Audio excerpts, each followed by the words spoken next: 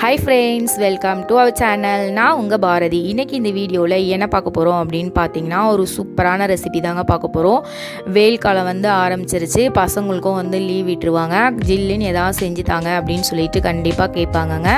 வீட்லேயே நம்ம ஹெல்த்தியாக எவ்வளோ சூப்பராக குல்ஃபி செய்யலாம் அப்படின்றத தான் இந்த வீடியோவில் பார்க்க போகிறோம். வாங்க வீடியோக்குள்ளே போகலாம்.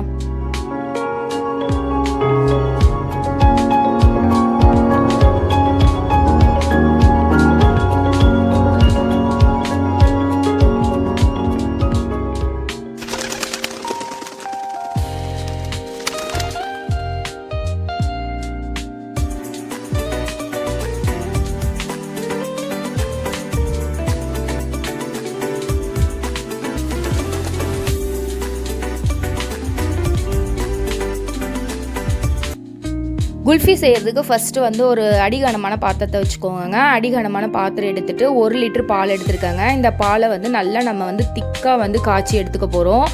இது மேலே ஆடை ஃபார்ம் ஆகும் பார்த்திங்களா, அந்த ஆடை ஃபார்ம் ஆகிறது எல்லாத்தையுமே எடுத்து விட்டு நல்லா திக்காக காய்ச்சி எடுத்துக்க போகிறோங்க.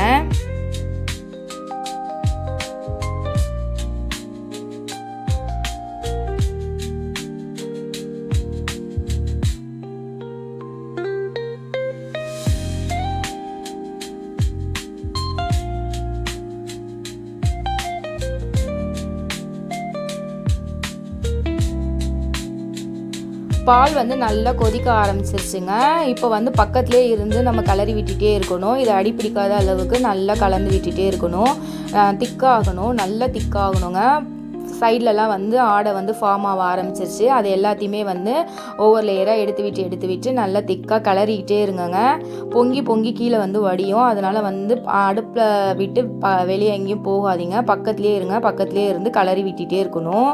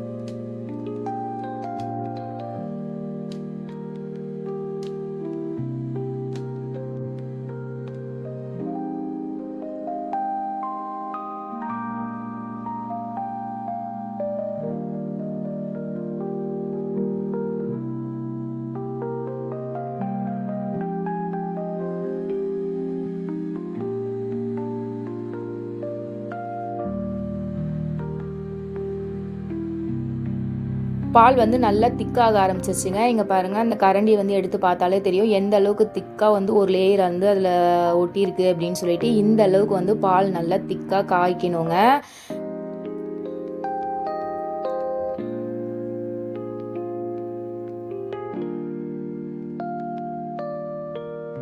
பால் நல்லா கொதிச்சு நல்லா திக்காயிருச்சு. பாலும் பாதி அளவுக்கு குறைஞ்சிருச்சிங்க. இப்போ இந்த ஸ்டேஜில் அமுல் பால் பவுடர் பேக்கெட் 10 ரூபா இருக்குது பார்த்தீங்களா, அது ஃபுல்லாத்தையுமே இதோட ஆட் பண்ணுறேன். ஆட் பண்ணிவிட்டு கைவிடாமல் நல்லா கலக்கி விடுங்க. கட்டிகள் எதுவுமே இல்லாமல் நல்லா கலக்கி விடுங்க.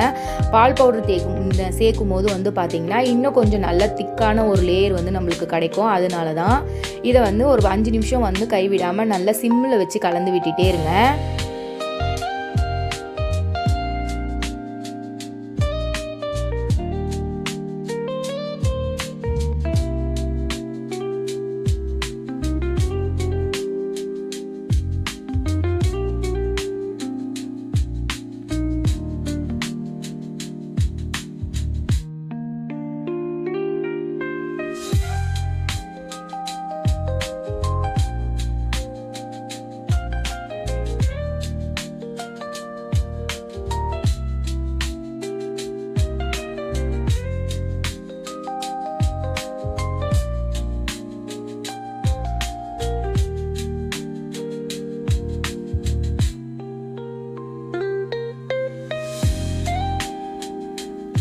நல்லா கலந்து விட்டாச்சுங்க. நல்லா வாசனைக்காக வந்து பார்த்திங்கன்னா 2 ஏலக்காவை நல்லா தட்டி இதோட ஆட் பண்ணுறேன்.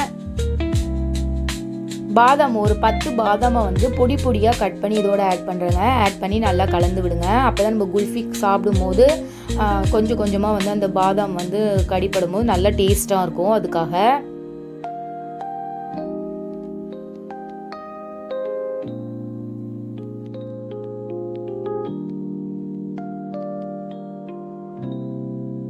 நான் வந்து 1/4 கப் போல் கண்டென்ஸ்ட் மில்க் வந்து ஆட் பண்ணுறேங்க. உங்கள் இனிப்பு சுவைக்கு ஏற்ற மாதிரி கண்டென்ஸ்ட் மில்க் வந்து ஜாஸ்தியாகவோ கம்மியாகவோ நீங்கள் ஆட் பண்ணிக்கோங்க. 1/4 கப் வந்து எனக்கு கரெக்டாக இருந்தது. இப்போ இதை வந்து 10 நிமிஷம் வந்து சிம்மிலே வச்சு நல்லா வந்து கலந்து விட்டுட்டே இருப்போம். கொதிக்கட்டும், ஒரு 10 நிமிஷம் நல்லா கொதிக்கட்டும்.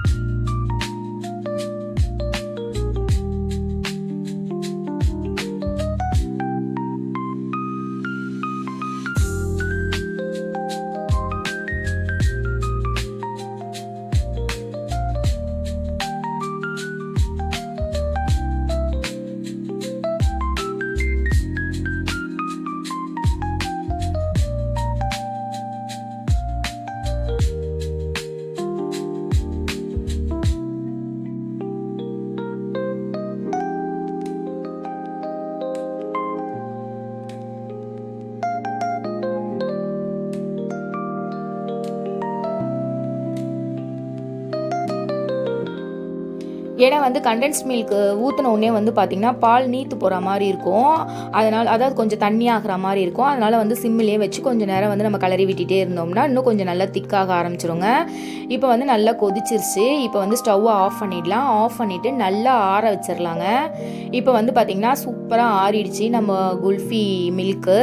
இப்போ இதை வந்து நம்ம ஐஸ்கிரீம் மோல்டில் வந்து ஊற்றிக்கலாம்.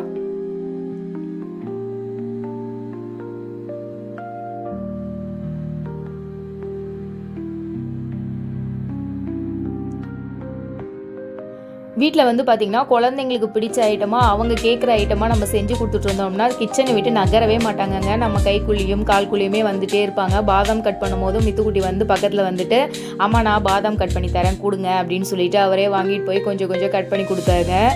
அதுக்கப்புறமா இப்போ நான் குல்ஃபி மோடில் வந்து நான் குல்ஃபி மில்கை ஊற்றிட்டே இருக்கும்போது பக்கத்தில் வந்து உட்காந்துட்டான். மாமா நான் ஊற்றுறேம்மா அப்படின்னு சொல்லிட்டு கேட்டுகிட்டே இருந்தார். அதனால வந்து அவர் வந்து குல்ஃபி மில்கை வந்து ஃபில் பண்ண போகிறாரு.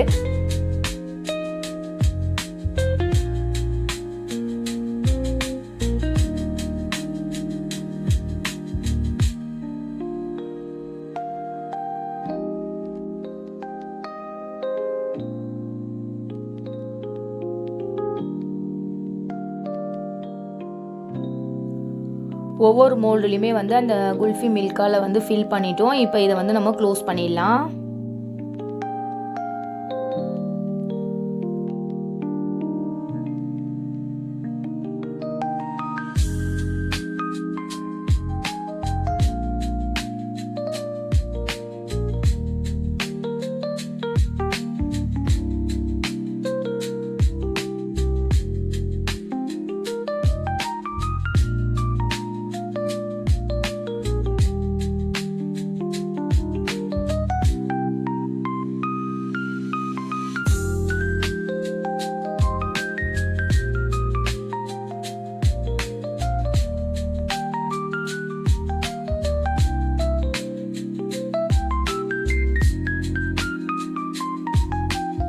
இப்போ இந்த ஐஸ்கிரீம் மோல்டை வந்து நம்ம ஃப்ரிட்ஜில் வந்து ஓவர் நைட் வந்து ஃப்ரீஸ் பண்ண போகிறோம்.